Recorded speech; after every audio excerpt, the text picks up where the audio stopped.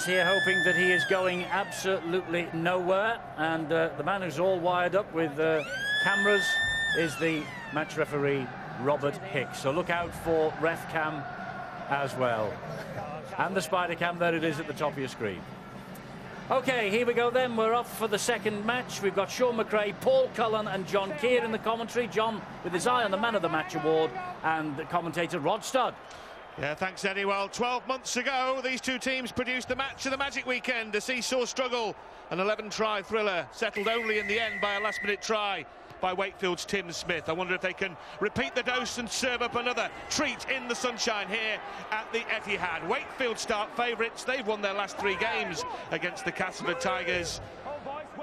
Can they do it again? Sean McRae, do you make the Wildcats favourites?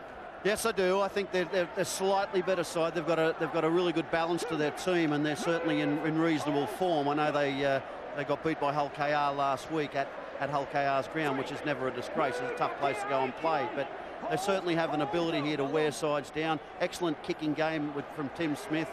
Some really good runners, some good ball handlers as well.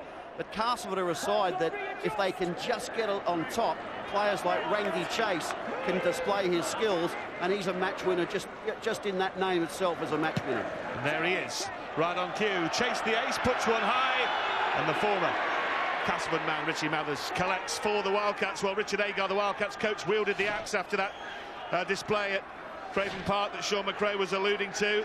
They didn't score a point in the second half, and Wood, Wilkes, Malloy and Mellors all disappeared from the 17 as Wakefield rung the changes, trying to get back to a winning formula.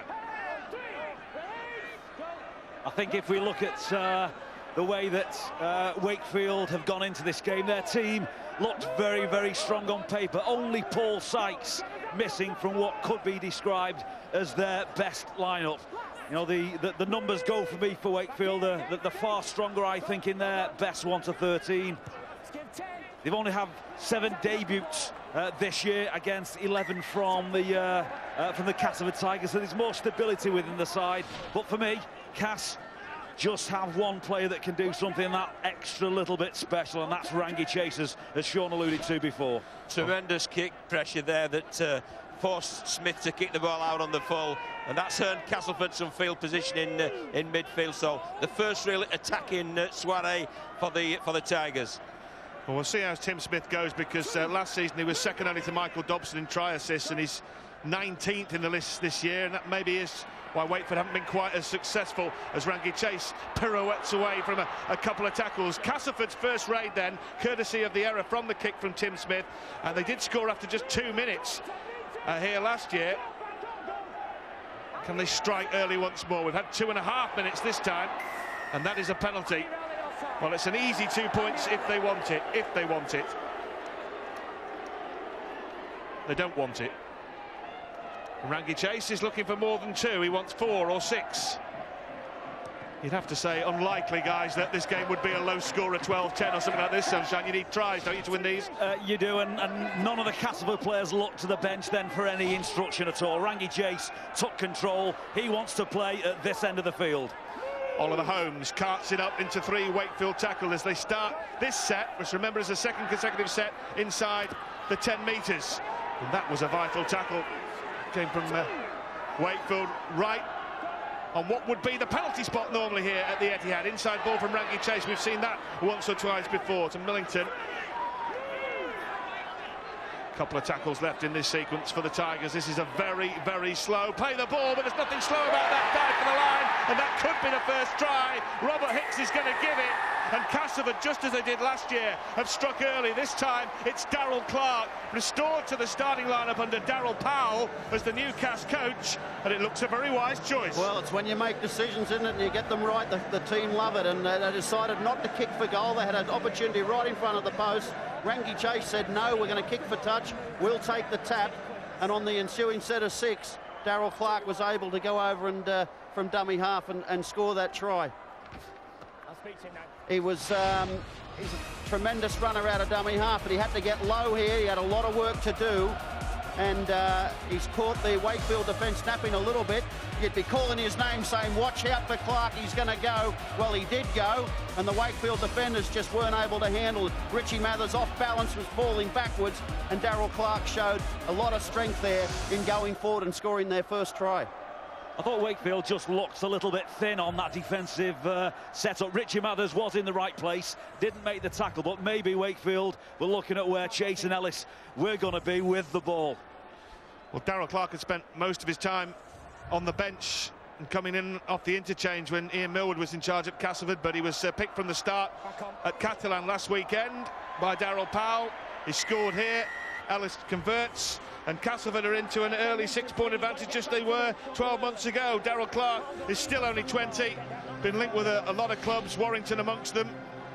Lovely bit of deception there. First of all, he feigned to go down the right, and then he went nice and low. His body position was low, and he put the bumper bars up there that forced Mathers back before, having the composure to ground the ball. But there's a poor kick-off there from Ben Cockayne. He's put the ball straight out of the field of play, and Castleford have got great momentum in the early part of this game. Well, we often talk about the kicking game, and I sometimes wonder whether we overemphasise it today, but look at that. That's a kick out on the full from Smith. That's cost them a try-scoring situation, and a kick out on the full from Cockayne, and now they're back defending again. Well, it's kick out on the full from Lee Smith in the first set of 6, and now 2 penalties, one on the back offside and they scored from, now one from kicking out on the full from a restart of play, and they're in great field position again. Interesting you mentioned about Catalan Dragons before, Rod, because when you consider what Castleford did last week, they lost the game. They came back from something like 30 points to 6 down at half-time to lose the game 39-30. Well, they've come out and started the way that they finished the second half last week. Chase again drops the ball off. They could have even won that game had a Darryl Clark try not been disallowed very late on, a very contentious decision. Clark, once more, there's a more chance for points here. Well, just kept in on the far side in the end by Dixon, but, well, Castleford really rampant at the start of this game. And that, they'll feel, is a chance gone begging. Tim Smith brings it away for the Wildcats. They could so easily have been 2 scores behind early doors there. And in the end, a desperate hand in a tackle was just enough to deny them. As Peter Fox brings it away wearing the headgear. But, well, Cass may feel they should be 12 up, not 6 up. Well, I think Michael Shenton will probably regret the fact that he did try to offload that ball. Sometimes you're better off just take the tackle. You've got 2 or 3 tackles remaining in the set of 6. You've got plenty of time to still build pressure, maybe force a repeat set. You don't have to score off every set of 6. No, Shenton really is one of the go-to man for the Castleford Tigers, and maybe trying to get at Lee Smith. We know Lee Smith from his Leeds and his Wakefield days as a winger, a fullback, a centre. He's actually playing standoff in this game. They may see there's a little bit of vulnerability in that Wakefield left edge. Well, I mentioned Michael Shenton there. He's actually the sole survivor from the most famous game that these clubs have ever played, the famous £1 million match back in 2006, which Wakefield won to relegate Castleford. You might have a vague recollection of that, John Keir, mightn't you? Yes, it's vague, Rod. Vague. Yeah, no, it was a great evening for the game, I felt, and especially for the Wakefield club. But as you say, players have come and gone since then, as have coaches. Yeah, Shenton has gone and then come back. He's in a second spell at Castleford. Here's Chase. Grubbering one through to the former Tiger Mathers, who let it just drift away from him just a touch, and might have regretted it. He was met head-on then by 3 Tigers coming back at him, but he at least has got hold of the football, which is something Wakefield really haven't done for much of this opening 8 minutes. You're quite right, Rod. Castleford do look like they have the momentum. They've had all the ball, all the field position. The Wakefield Trinity Wildcats look a little bit rattled, and from the kick-off from the first try, Richie Mathers now fielding a ball in the wrong end of the field on behalf of Wakefield, and it was Ben Cockayne who attempted that kickoff, and I'll use the number, I've used it many times, 3,128 square metres to land that ball, and didn't find one of them. Worked out brilliantly there on the back of an envelope by Paul Cullen as the grubber comes through to Tansey.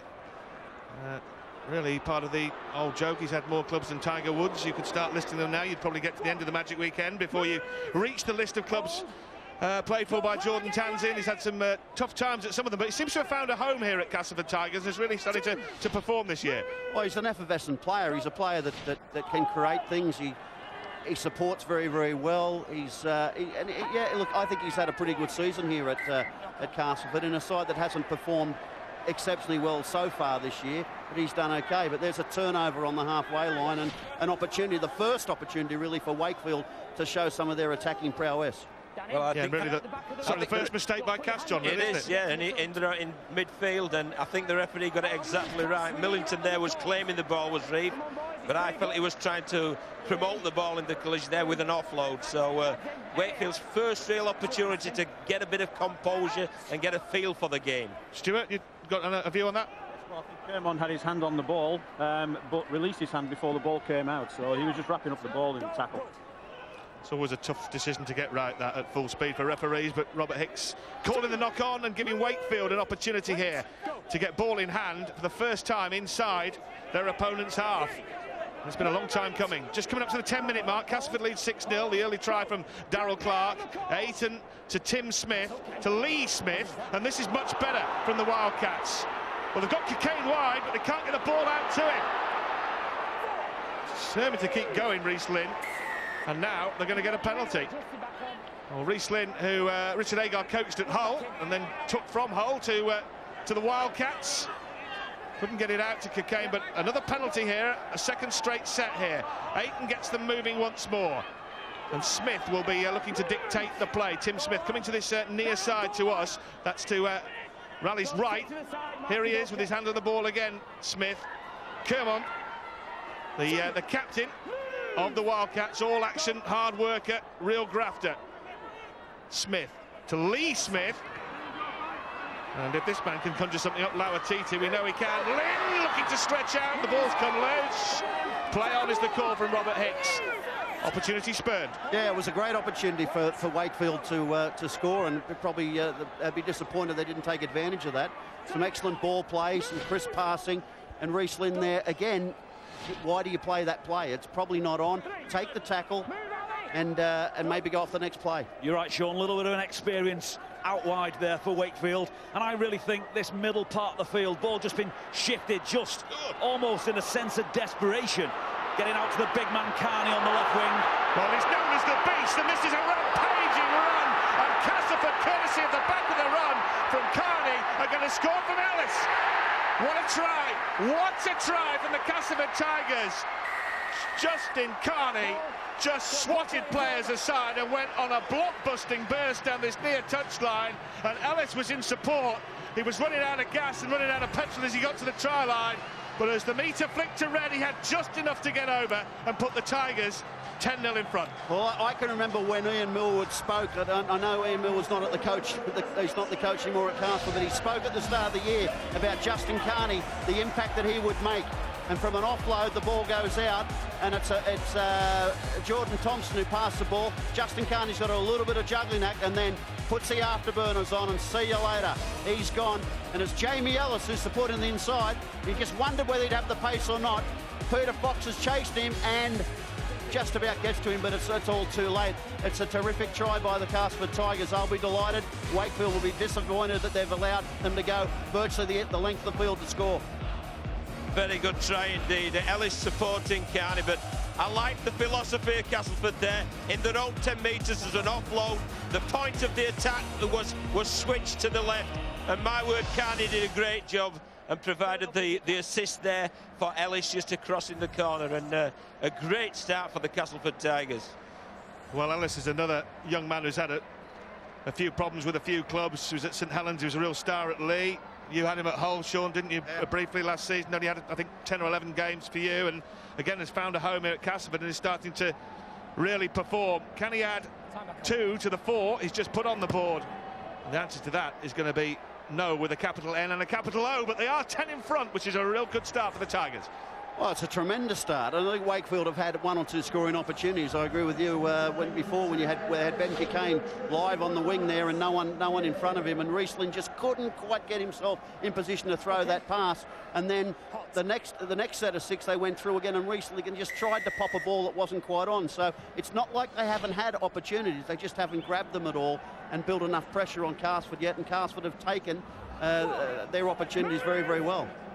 Coaches are usually disappointed when they concede a try, because usually they can find a way that it should have been stopped. But I think Richard Agar will say about both tries. One, they were sloppy at marker, weren't they, for the short-range try from Clark, and then really Carney shouldn't have any chance of going through 3 tackles like that. No, and I think it came back to what will turn out to be a fantastic offload from Castleford. I think Craig Hubie right in the middle of the field, and that's where it's probably the only chance you get to shut down a play like that. They freewheeled, they made the most of it, and they seem to have a little bit more of that in them than Wakefield. On the other hand, Daryl Powell, who's hunting his first win as a Castleford Tigers coach in his second game, narrow defeat at Catalan last weekend, has had the start he would have dreamt of when he went to bed last night. Chase got knocked down when he kicked that ball away and has got up pretty gingerly. He's okay, but now there's a knock-up, and Wakefield will get the head and feet. Walla Haraki. Yeah, well, you can see there, well, Haraki actually plays at the ball. He's not making an attempt to tackle at all. Stuart Cummings, that would be correct. He's actually knocked the ball down. Right, he's gone straight at the ball, knocked the ball out, and he's gone forward, and he's picked it up from that. So although it's a one-on-one ball steal, the ball's actually gone forward. We'll have something controversial for you later, Stuart. Oh, I've no doubts. Even I could have given that one. 10-0 to Castleford. Tries from Daryl Clark and Jamie Ellis making the difference. Paul Ayton from dummy half. Another really shrewd signing from the bargain bucket by Richard Agar. And he had to go shopping there last year when he arrived at the club, and they get a penalty, Wakefield, and Ayton was one of his real bargains. Tim Smith was another. Seems to have that ability, doesn't he, to have a good eye for a player and make the very best of him. Game just settling down now to the way I thought it may have gone early on. 2 big packs, and both benches are stacked with prop forwards and second row forwards. So both coaches taking a little bit of a gamble that they don't lose wingers and centres, fullbacks, halfbacks, etc., etc. The big men in the middle look like the challenge to take it out of each other. Here's Lawatiti, and he can get a ball out from absolutely anywhere. He's a magician. He's going for the line here. If he can get himself over the line and down, there's half a chance of a try, but he's got those telescopic arms, Lawatiti. The ball can come out almost from anywhere. Tim Smith just pops up a simple little pass. And they will be looking to utilise Lawatiti close to that try line, because anyone who can back him up can pick up a cheap 4 points. Well, that was juggled by Tim Smith, knocked on by Tim Smith. This might be one for Mr. Cummins, because naked eye appeared to indicate that it went straight through his hands and backwards. Well, he actually ran in front of where the ball was. If you look at the lines on the pitch, you'll see where he played it on the 18-yard box of the football pitch. He actually knocks it forward and picks it up in front of that. So he's actually ran in front of where the ball was, but the ball went forward. So the ball was propelled towards the try line, is what we're saying. That's right, yes. He's good, Sean, isn't he? I always told you he was. Oh, mate, I tell you. I used to ring him nearly every week, you know, and just tell him what a great job he was doing. And did he ignore you like he didn't? No, he didn't. No, he didn't. Well, Castleford breathe again, because Wakefield have mishandled twice inside their red zone, and Castleford, once they've got into an attacking position, have scored twice. That's offloaded, and it's offloaded legitimately and legally. Chase, that's one of those passes that only he can conjure up, and Carney now is going straight through them like a hot knife through butter again. Carney, who's back in the team recently after a couple of suspensions, is making the most of it. Chip through from Chase, and it should be taken up back to King. It's not! It bounced off with Ray, and Castleford are claiming the try. They've scored the try, and it looks like Grant Millington had his hand to the football first, and Castleford have just gone 14-0 in front, and with the kick it'll be 16. Well, they're on fire at the moment, Castleford. They're scoring, I wouldn't say at will, but they're certainly scoring tries to really put some pressure on Wakefield. It's just a wonderful pass. Watch Rangi Chase involved. He throws a cutout ball to Justin Carney. He knows that the sideline's not his friend there, and he's got to come inside. On the play the ball, Rangi Chase has got a defence that's backpedaling. He's got plenty of space. You'd expect that to be dealt with, but again, sometimes the upright's your friend as well. But it's excellent vision. He's had a little look, but I'll just dribble one in behind here. And it's Kirk Dixon who comes through and scores a try, which will be a fairly simple conversion for Jamie Ellis. Well, Ellis is going to take his tally to the afternoon from 6 points to 8 with the try, and this will be his second kick. And Castleford 16-0 in front. They were in front early here last year, and in the end Wakefield reeled them in. But there's a long road back here for the Wildcats, who have beaten Castleford in the last 3 meetings, but it doesn't look like becoming 4. No, well, Chase and Carney are proving far too much. You know, they're too clever, they're too powerful, they're making break after break. Ben Cockayne just got to find his way into this game. You know, he's had a missed tackle, he's kicked the ball out on the full, he's had the ball knocked out of his hands on an exit set, he's allowed the ball to bounce off the post. We know he's a very good winger, we know he's in the international setup, and at the minute the game's not going in his way, and the quality players find a way of getting themselves into a game and getting themselves back to the pace. And there's a good example for Ben Cockayne. Up quick off his left wing and made a very good tackle. Well, Wakefield's first priority here, you feel, is to stop the rot, because this could get away very, very quickly. Another couple of quick Castleford scores and the game will be finished before half-time. So important thing is to stop Castleford scoring, isn't it? Get a foothold. Well, it is. And I was going to pose that question to John Keir, because he's still involved in the coaching game, as we know. And John, when you go behind like this on the scoreboard and nothing seems to be going right for you, what do you do as a coach? You forget the scoreboard. That's the most important thing, and you just go through the next tackle, the next set of 6, in order to sort of put the finger in the dam and stop the floodwaters coming through. And then gradually you work your way back into it, and only then do you start worrying about what's on the board at the side of us.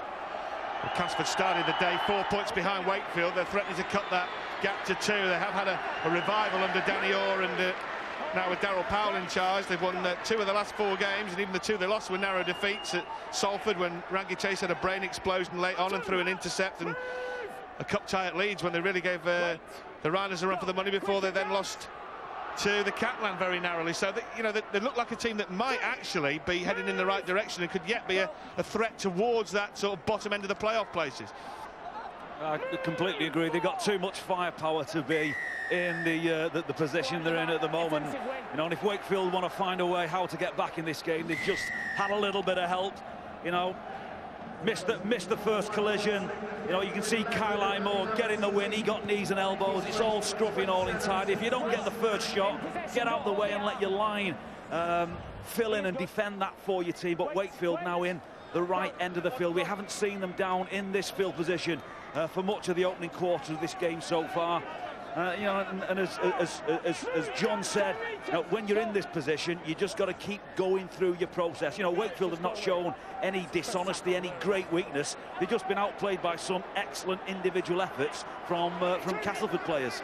Well, Lee Smith did well to hang on to the football there, because Millington was trying to wrestle it from him, but Smith kept hold of it. Haven't seen too much of Tim Smith, to be quite honest with you, but let's see what he can produce here. He was so much the star of Wakefield's show last season, but hasn't been quite on song this time around. And, you know, Tim Smith and Rangi Chase were the go-to men today. We've already seen Chase produce. This time Smith with a rubber through. It might force a goal line dropout. There again, it might not, as Jordan Thompson comes away from his own in-goal area. Gee, that's clever work by Jordan Thompson. He again, probably not entitled to get out of there, but it's just that little extra effort sometimes you come up with that determines whether you can bring the ball out on your own terms or whether you've got to drop the ball out from to give Wakefield the possession back. Yeah, did a great job, didn't he, Thompson? But interesting to see Richard Agar by minute 21. He's had 3 interchanges out there. There's Kyle Moore out there. There's Toti. And there's Chris Anakin already out there to try and shore up that middle channel where Castleford seem to be dominating, and that's a good demonstration there. They won that ruck area. Second effort by the new player Toti, and the penalty for Kirk Dixon and Castleford. Well, Tolima Tote has only just come into the country this week, flew in at the back end of this week. Again, Richard Agar's gone shopping in the bargain basement again, by his own admission, from a guy that wasn't getting into the side at the Parramatta Eels, and he's got high hopes of him producing. But it's a big ask to come into a game like this with maybe 1 or 2 practice sessions and suddenly into the hurly-burly of a Super League game when you haven't been playing first grade for a while, Sean, isn't it? Well, it is. It's certainly going to challenge him. I think what he's looked at, he's probably looked at his squad and thought, well, I need some bigger men up front. I've got to take the odds and play Tolima Tautai now straight away. And you know, I don't expect he's going to be on the field for that long, but he'll certainly want him to make an impact. And no, it's not easy cutting it off a plane a few days ago and trying to play, but he'll fit in. If he's playing up front, it's not going to be that difficult. It's not going to change a lot, you know, in terms of what he'll be able to offer the team. Well, Chase has just produced one of those balls that only possibly 3 or 4 players in Super League could produce with that kind of accuracy. These huge long passes, cut-out passes. That is a woeful ball inside, but the Tigers are going to retain possession. But Chase is really starting to play on this stage this afternoon. He's been linked with virtually every club from St George to Salford and most in between. And Chase goes high towards Cocaine's wing, and Cocaine is going to be bundled over his own try line, and Rangi Chase had that kick weighted to an absolute nicety. There was only 2 possibilities there, a try or a goal line dropper. Yeah, you picked it out superbly, Ron. If you're going to land a ball from a kick like that, it's that strip of grass that's just been cut either side of the goal line, but you need it in the field of play. Cocaine fielded it really well, but there's nothing he could do. That was a great pass early on, wasn't it, from Chase? He really is looking for Carney, who's creating a bit of havoc down the Castleford left-hand side, the Wakefield right side. I know they've had a lot of ball, Castleford Tigers, but how many times have we called Rangi Chase touching the ball? He's had so many touches already, and I think that's largely why the Castleford Tigers are leading 16 points to 0. Yeah, he's had plenty of time. Chase, they haven't put him under any real pressure, but it's still a very difficult skill to land that kick in, you know, a foot space either side of that try line, just in front of the try line. And Castleford from it have earned another set of 6, and now they're going to be awarded a penalty by Robert Hicks. Well, it'll be a long-range shot for goal, just about within Ellis's range. He did kick a goal to beat Leeds earlier on in the season, which for a long time was Castleford's only win of the season, but this time they're sniffing another 4 or 6 points, which could stretch the gap to 20. Castleford started the game as 6-point underdogs. They're playing like favourites here because Wakeford on the back foot once more here, and very much on the back foot now, as the Tigers, with 4 more tackles left in the bank here, are threatening again through Adam Milner. Oh, and that's very, very close, and Robert Hicks might want to have a look at this time as Haraki went burrowing towards the try line. Play on is the call. Didn't need a recourse to the video referee. Rangi Chase beckons his players one way and then goes the other. 4th tackle call, 20 metres out. Trying to milk a penalty, I think, there. But Chase has his hands on the ball again. Looks one way, comes the other. Double pump fake, and then it's going to be just driven into traffic for the last tackle then for the Castleford Tigers. And they'll just look to Chase once more. Thompson finds him. This time, Chase kicks just a fraction too deep, but it's bouncing around on the goal line. And can they get it down? Robert Hicks is going to have a look at that. That was a real schmozzle. 4 or 5 of them in and amongst. And Robert Hicks, I think Stuart Cummings quite right to say, well, look, I can't make a decision on that. Too many bodies, too many decisions. But his first decision, again, is from a kick, so he's got to check to see whether he's onside from the kick. And we can see from there. He's also asked to check the challenge in the air and the grounding following that. So that'll be the next 2 things that he's going to look at. The challenge in the air looks like it's taken fairly cleanly. And then it's just down to the grounding after that. Well, it's Craig Hooby who eventually is the man going up for it on the bounce of the football, and Hooby's got hold of it, no question about that. Then the key question is, well, did he get over the line or on the line, and did he ground it correctly?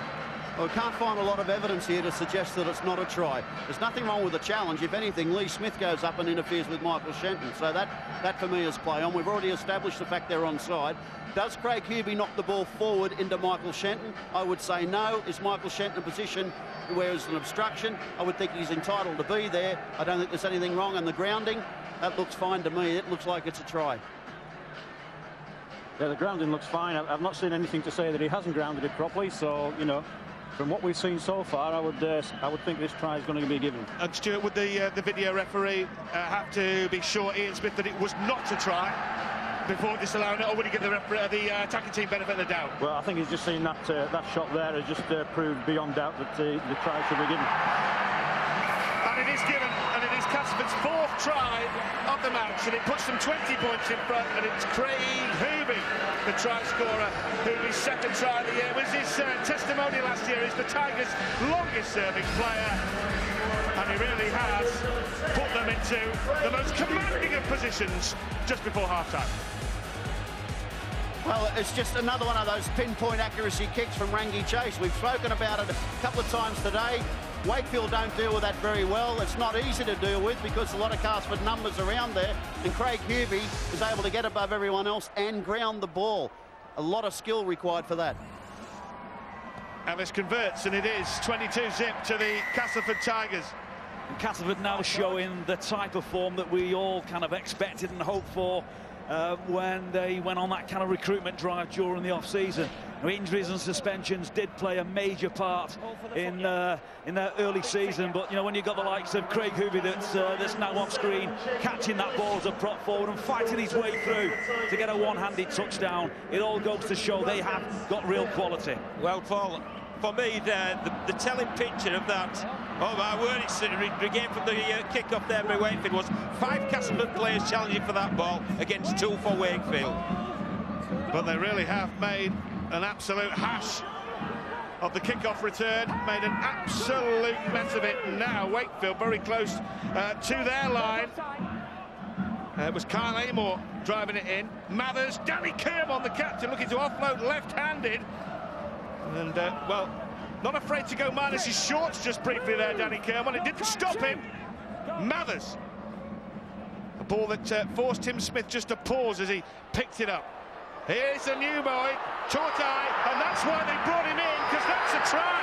That's a block-busting run and a block-busting offload as well. And Wakefield get themselves back in it. Robert Hicks is just wondering, was he still in the field of play? You bet he was.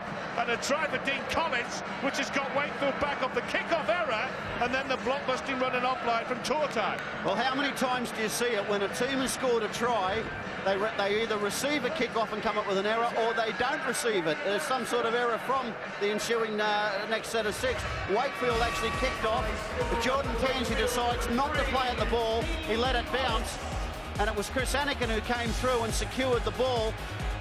And in the next few plays, Talamina Totai was able to go whack, get out of my way, put the big fend on, and offload to Dean Collis, who was able to go in and score. Here we go. Big left-hand fend, then to go to Rangi and get rid of him out of the way. Someone wanted to double team him, but he was able to slip the ball, and Dean Collis went round and improved the position slightly. Yeah, it's very clever, wasn't it, from the big fella, Totai? Well, he really did. He picked out one of the small guys on the Castleford defensive line. Rangi Chase carried very aggressively, then showed some great skill for that right-handed, one-handed offload out to Collis for the try. Well, if Wakefield are looking for an answer to the Rangi Chase phenomenon that's caused them problems all afternoon, beautiful strike of the kick from Lee Smith.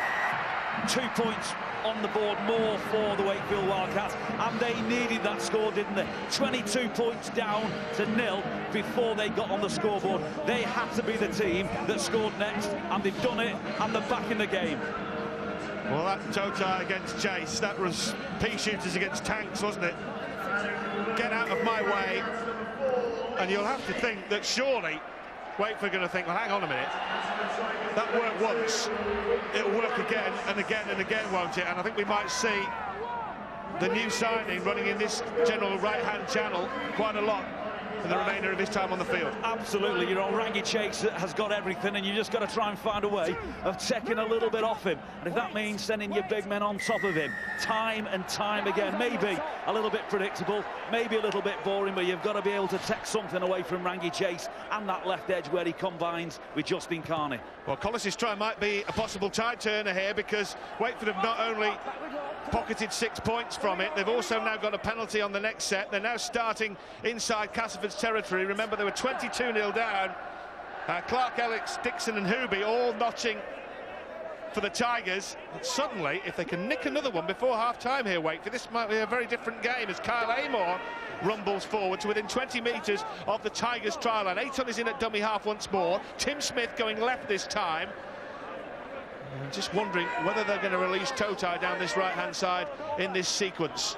That's the question as Smith comes to this near side. Totai going as a dummy runner. Kermon has gone through a huge hole. Danny Kermon, Captain Kermon, has scored for Wakefield. That's 2 tries in 2 minutes. And suddenly a 22-point lead is down to just a dozen. Well, it just shows you how momentum can change so quickly in rugby league. At 22 points to 0, Castleford are doing this so easily.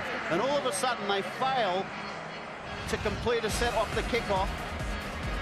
And then they go down the field, Wakefield, off the next kick-off, and give a penalty away to Castleford, give a penalty away and give Wakefield field position. And from that field position, Danny Kermond just sort of drops his shoulder and puts his heels back and says, I'm going into the try line, it's my turn to score. And in that, you saw Rangi Chase pushing up fast and hard out wide, which in effect pushed the play back on the inside. And I think the straighten up play from Danny Kirkman just caught Jordan Thompson out. So it looks like now the Castleford left edge is the place to go in this game. Well, Danny Kermond in many ways an ideal captain, a real 100%er, a guy that wrings every ounce of his ability out of himself, and he was really one of the heroes of that great run last year that took him to the playoffs. He scored 6 tries in 7 games in that winning run that got them into the top 8, and he spotted that gap there, and he didn't need a second invitation to go through it. And now Lee Smith looking to convert again from this right-hand side, get it back to 22-12, and Lee Smith hasn't missed. What a difference a few minutes makes, Paul Cullen. Goodness me, we speak, we lax Wirral about how good this magic weekend in. This is what it's all about. I made a mistake on Boots and all during the week. I actually said 7 of the 14 have played in finals. I was wrong. I've been put right by a good mate Ian Proctor. It was 9. And the Catalan Dragons and London Broncos are 2 teams that have played in finals. Wakefield and Castleford haven't been in that. They're not one of the 9, and this is good enough to be a final. They are really stepping up. A lot of rivalry between both clubs, and they're playing in a brilliant stadium on a fantastic stage. Well, there's half a chance of one of these teams making the playoffs. I think you say mathematically it's impossible for both of them to make the top 8, but if either team could put on a real run in the second half of the season, you know, we see this race for the final seat at the playoff party every year, don't we? The 8th spot. Who will be in the seat when the music stops? You never know. It could be one of these 2. What I can tell you at the moment, they're in a bit of trouble, Castleford. You've got to be able to defend. You can't just want the football in your hands. You've got to show as much enthusiasm defensively as you do offensively. The problem is that when you keep giving penalties away and you keep getting scored against, you don't see much of the ball. But because of that little forward pass there, it's an opportunity now for Castleford to at least get some possession back and maybe settle down a little bit. Yeah, well, Sean, the possession at first, up to 20-minute mark, was very heavily stoked in the favour of the Castleford Tigers. It's now evened up, and I suspect that's why the scoreboard started to even up again. A momentum changer perhaps with Tanzi not claiming the kick-off, but that might be just as big a momentum change as there, that Ayton forward pass.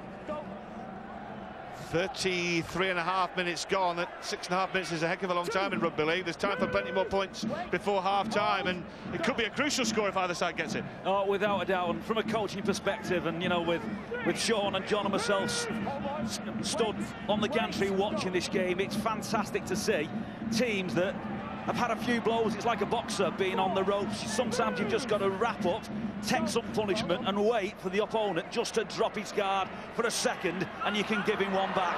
And that's what Wakefield are now doing to Castleford, and Castleford are now trying to do it back to Wakefield. And they're trying to get Carney into space, and it's a little chip ahead from Adam Milner. He's chasing his own kick. Well, he's knocked it.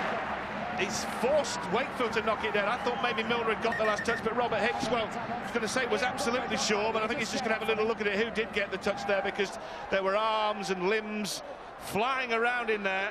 As you can see from the spider cam, it wouldn't be the easiest for Robert Hicks to see. Kane there, Milner there. Yeah, that's... It's off Reece Lynn. Come off Reece Lynn in the end, doesn't it?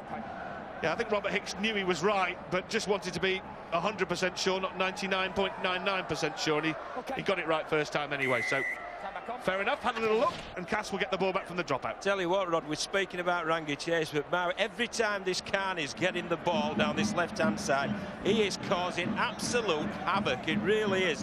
They're finding him very difficult to close down, and all these half breaks and offloads is doing really is causing the Wakefield defence some problems. Yeah, they call him the Beast. He was really dynamite down this side. He showed his beautiful side earlier on one of the other matches in the season. Just gave his boots away to a young fan, which got a lot of publicity in Castleford, and it was nice to see him giving the boots away at the end of the match. He might be giving some match-winning boots away at the end of this match, because he really has been one of the stars of the show in this first half. Justin Carney, particularly with that try by Jamie Ellis, which was put on a silver salver by Carney's rod. It was terrific stuff. They're looking for more. They're looking for a 5th try of the first half. Massey takes it to the try line. Milner is in at dummy half at this time. Chase again trying to measure that kick to perfection to the right-hand touchline. He's done that all right. Did he get back down? Dixon. Kirk Dixon was looking to perform a pirouette. It was almost ballet meets rugby league as he tried to tiptoe down the touchline and get it down one-handed. A very difficult trick. Has he pulled it off? Well, the first thing you're going to have a look at is the onside, which they appear to be. There doesn't seem to be a problem with that. I'll tell you what, if he has got this down, it'll be a fantastic individual effort. He catches the ball fine. There's no interference there. It's just a case now where there's Ben Cockayne grabbed him over the sideline. I think there's 2 things here. First of all, we've got to see if the ball has been put down in the in-goal area, and the other thing is trailing foot. Does that go out? Well, we know the flag is in play from his arm. It doesn't matter if his arm touches the flag, does it, Stuart, anymore? It doesn't matter if the arm touches the flag or even the ball as it's going down. I think on the footage I've seen, I think the ball just gets down before it rotates over onto the flag. So I think this try will be given. That is a tremendous skill. It's nigh on unbelievable to hold the ball with that firmness, with that dexterity, and to stay in balance and in play. But he has done it. Kirk Dixon has just scored one of the great Magic Weekend tries, his 2nd of the afternoon, but that one is one that they'll remember for a very long time. It was an absolute peach, Rod, it really was. I mean, first of all, there's the kick. It's measured to perfection and weighted to perfection. But first of all, he catches the ball at arm's length, adjusts his grip, and then fends Cockayne off with his left hand while he's carrying his right. Absolutely sense. Look at the catch. Then he adjusts the grip, fends with the left, that puts the ball down with the right. That is a tremendous try. Great skill from Chase, and even better skill there from Kirk Dixon. One of the tries of the afternoon there. Well, I know we all love to see these tries, the Sam Tompkins tries, when he'll go 60, 70 metres and go through 3 or 4 tackles and the hips swivelling and body swerving. But I tell you what, that in its way was one of the great tries, isn't it? The skill level. Let's see if Ellis can add 2 to the 4. It deserves 6, that try. It probably deserved 8. It gets 6 because Ellis converts and Cass stretch away once more. 28 points to 12. You're right, Rod. It was a fantastic piece of skill all round, and let's consider as well that as Rangi Chase lost that ball beautifully and measured, and Dixon catches, it's Ben Cockayne that he gets above and rounds in the corner, who, as we know, is a formidable player within his own right. I think Ben Cockayne might want to get in the air a little bit earlier. He might want to attempt to catch the ball instead of making the tackle. That's probably the only way they're going to stop a try like that. I think there was some it's getting a little bit feisty out there. And Robert Hicks will blow for the high tackle and cool things down. Yeah, toe tie coming in too high for Thompson's liking, for Chase's liking. Tell you what, that's a bold move, that's a brave decision by Rangi Chase to start an altercation there. We've already seen what happened when he got swatted away by Totai during play. You wouldn't want to start an argument with him. He's bigger than a picnic table. You know, I don't know what Rangi Chase was going to try and do there, but well done for getting on your feet. You know, when we speak about derbies and, you know, the magnitude of Leeds, Wigan and St Helens and Wigan, Leeds, Bradford, KR and FC. If they're the biggest derbies in our games, someone needs to tell these 2 clubs, because they are going at it hammer and tongue. This is a fantastic game of Super League. Well, Dixon has scored 2 tries today. He'd only scored 4 all season before this afternoon. He's notched twice today to put Cass in a very strong position as Milner goes in at dummy half. If they score again, it really will be a long way back, and they're looking for Dixon again. Shenton is very, very close. Well, that stayed in play, and the ball's there, and it'll be a penalty. Well, I think that's a bit harsh. I tell you what, he might have been a bit trigger happy with the whistle there, Robert Hicks. I think he may have thought that the player had been bundled into touch, but Shenton actually let it go, and had it played on, Castleford would have scored. Is this one for Stewart? Well, he's actually called held before the ball came out, and you know, he's obviously got a better view than we have. Very difficult, though, Stuart, to respond to a held call when it's a yard away from your own line. Absolutely. Well, he's still holding that, according to Robert Hicks. Ellis now. Chase, looking for the long pass. Here he is again. Get out of my way. That's another absolutely rampaging here. He's ripping Wakefield to shreds down Castleford's left-hand side. A quick 1-2 here from the Castleford Tigers. They do get their try, and their big lead is re-established. Well, when you're defending your line, it's okay to come forward and put plenty of pressure on, but then you don't want to back off. If you back off on a guy like Justin Carney, he's far too powerful. This try is helped on the back of a penalty given to Castleford because the ball comes loose. Referee Robert Hicks has deemed that he'd already called held, therefore it's a penalty. Long cut-out Paul. Now let's just back off. You've got to go and put some pressure on him. I know that Peter Fox would be concerned about Justin Carney able to throw a pass, but somebody has got to go to him. You've given him far too much space, and all of a sudden, to be able to get a right-hand fend when you've got a left-hand carry on someone across your body, that's pretty powerful stuff. And you're right, whether, as a neutral, whether, that decision goes for you or against you, you simply have to get on with it. Believe it or not, that play was defendable.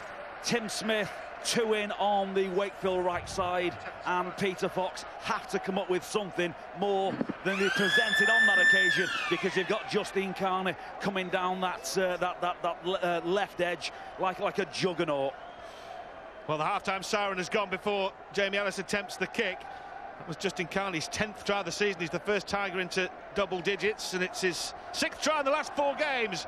Ellis has struck that sweetly, but it's just going to drift away from the right-hand upright. But nevertheless, Castleford will be very pleased with the first 40 minutes' work. Half a dozen tries to the Tigers. Halfway through the first half, Wakefield threatened to fight back as they scored quickly from Collis and Kermond. But the 2 tries from Dixon and the all-star role of Chase and Carney